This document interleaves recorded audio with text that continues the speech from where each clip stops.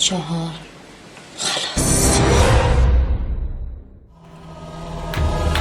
خب زهره امروز چی کار کردی؟ آخ نگم برات، عجب شوگری بود. چه نهاری دعوتم کرد. به به به به. چه خرجی کرد تفلک. بعد رفتیم خونه. ببین خونه نبود که قصر بود. خب اینا رو ولش، از جا اساسش بگو. بعدش هم خلاص.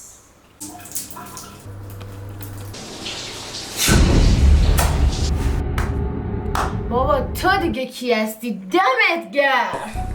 ببین سلطان همیشه 2 نفره میره، تنها میاد بیرون. خلاصه هرچی به درد پلنگ میخورد با خودم جمع کردم آوردم.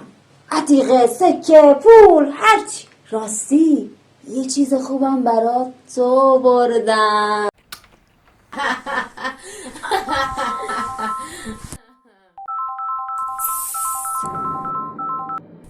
الو سلام زهره. جونم. یاسر خیابون. الان میام. اومدم. انگار اینم عجله داره برای مردن.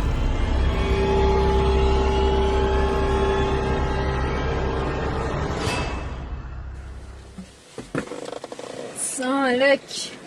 من سلام دختر دوار. بابا دمت گرم. سیگارم که داری. بزن. مشی هستی و پر طرف دار. خب کجا بریم الان؟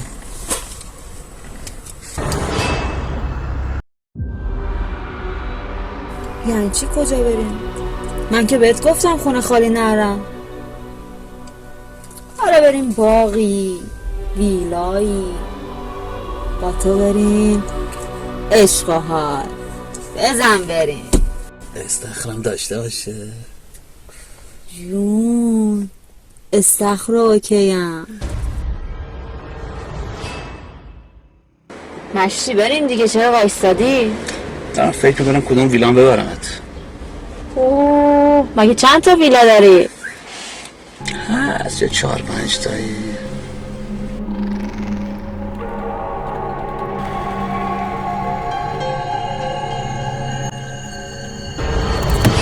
حالا چی کار میکنی؟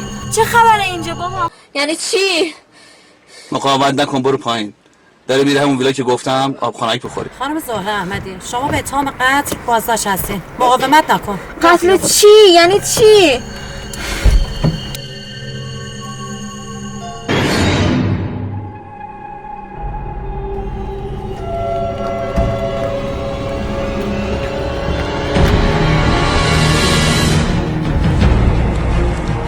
اما شاهد بگوشم. مأموریت با موفقیت انجام شد. پایان مأموریت تمام. دریا شد خسته نباشی شاید. متاسفانه بعضیا حواسشون نیست که با حول بازی جونشون از دست میدن.